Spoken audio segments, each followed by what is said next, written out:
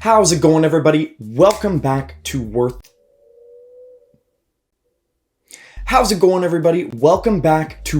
the Watch, where I'll go over different movies or series, whether they're new or old, to determine whether you should give them a go or not. How this works is I'll divide the review into sections depending on what the series either excels at or struggles with. At the end, I'll rank it out of 20. All spoilers will have warnings. If you've already seen the series, stick around to see if you agree with me, and remember, these are just my opinions. We all got them.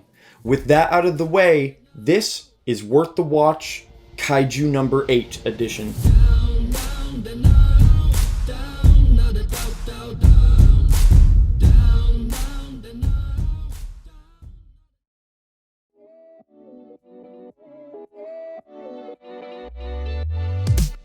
Are you a fan of Attack on Titan by any chance? Have you ever wanted to watch Attack on Titan, but fun? Then Kaiju No. 8 is the show for you. It 100% took some inspiration from AOT, but it stands on its own 2 feet as its own unique story. Our plot follows a man named Kafka Hibino who works on the Kaiju cleanup team. As the title implies, he cleans up the aftermath of Kaiju battles.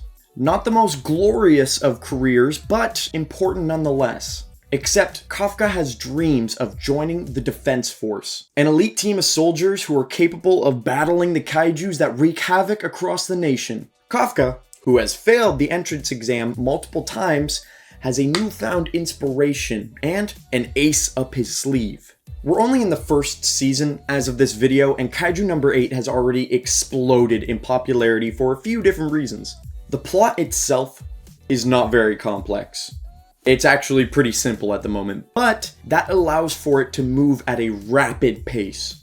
Quite a lot has been covered within this first season, and it doesn't feel rushed. We've been given enough information to understand the world and its characters. Kafka himself is a great protagonist for an anime.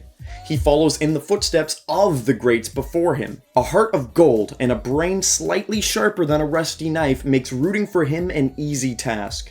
His teammates have little depth at the moment, but I understand and like who all of them are. I'm excited to see where their stories lead because the first season is just introducing us to all of them. The show uses comedy quite frequently, and I'm actually a fan. Normally, I don't always find anime to be funny because they kind of just assign one gag to a character, but Kaiju No. 8's humor wasn't so in your face. My favorite joke is probably Kafka's age. He's in his early 30s, which is pretty old to be a recruit. So, as you may guess, he gets picked on for that. It's also interesting that they decided to make him older because he's surrounded by people that are younger than him and more talented than him. It's kind of a twist on the norm. Usually we see in anime, our main character is younger and they have to catch up to the adults. I don't know if this is a spoiler, but considering it's in all of the marketing and all of the trailers, I'm gonna talk about it. Kafka being Kaiju No. 8 is the driving point of the series, and it's what makes it interesting. Secretly being a kaiju while working with the best kaiju killers creates a fun but intense plot. It's a constant will they won't they find out about Kafka's secret that keeps you on the edge of your seat. I will say the intensity of the show is taken down a bit by its lighthearted tone, and I'm not saying that's a bad thing, it's just how it is. Overall, Kaiju No. 8's story is a good combination of fun, mysterious, action-packed carnage that is so easy to get invested in.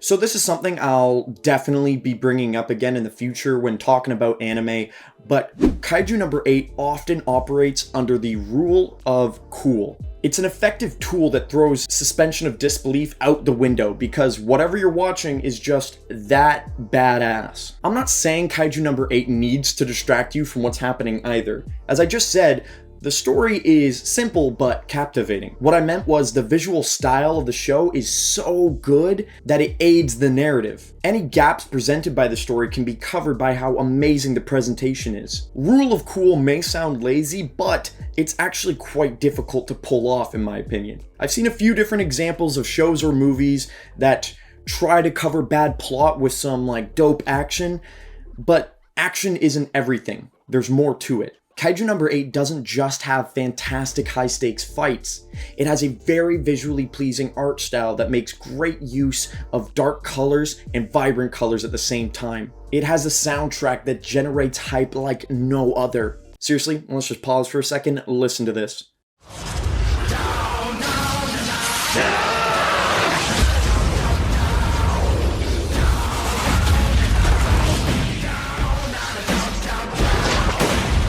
And its animation is top notch, managing to never have a bad moment. With all that flowing together, you get an amazing art style. I'm really liking the world and characters of Kaiju number 8, but honestly, I might just like the presentation of the show more. My friend put the first episode on while we were hanging out, and my first thought was just, wow.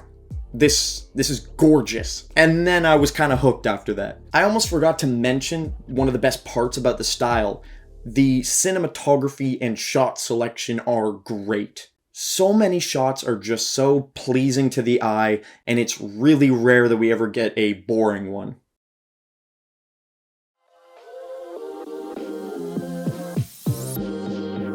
So, when watching anime, power systems are actually pretty important.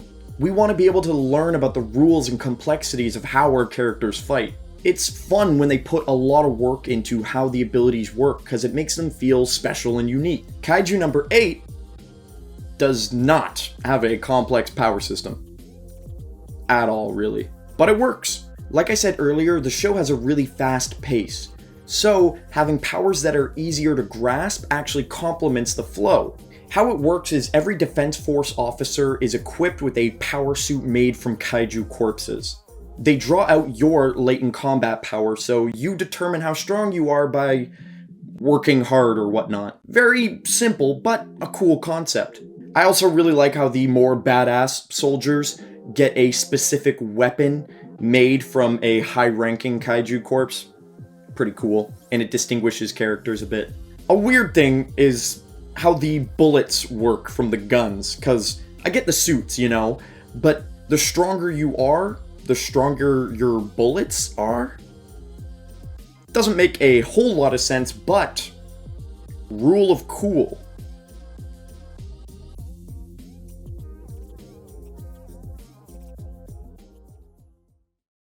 Kaiju number 8 really surprised me. I struggle sometimes to get into new shows, but it was so easy to fall in love with this series. If you want action and tension without actually being stressed while watching it, this is a great choice. And if you're already a shonen anime fan, this is a great choice as well, because we're just getting started. You don't have to watch 1,000 episodes to get caught up. For those of you who aren't anime fans, but you're looking for some great action and animation, then I would also recommend. Sometimes it can be hard to get into anime because they're so different and complex, but this is one of those great starter ones to get you into the flow of it. So, the story, it's good. But really, it's the style of the series that sells it for me. With that being said, Kaiju number 8 gets a 16 out of 20 from me. It definitely has potential to move up in the future, but we need to see where the plot is going with the next few seasons. Well, that's the end of the video, and I hope you enjoyed. Leave a comment down below about your opinions on the show, or what you want me to review next. And also, consider subscribing, please and thank you. Getting to 1,000 would mean the world to me. And check out my new update video where I'll be talking about the future of this channel and my new channel, which is for gaming. I'd love to see what you guys are thinking, so go ahead and leave a comment on that one as well. I see every single one, and I am listening. Other than that, have yourselves a wonderful rest of your morning, evening, or night. I'll be seeing you in the next one. Ciao.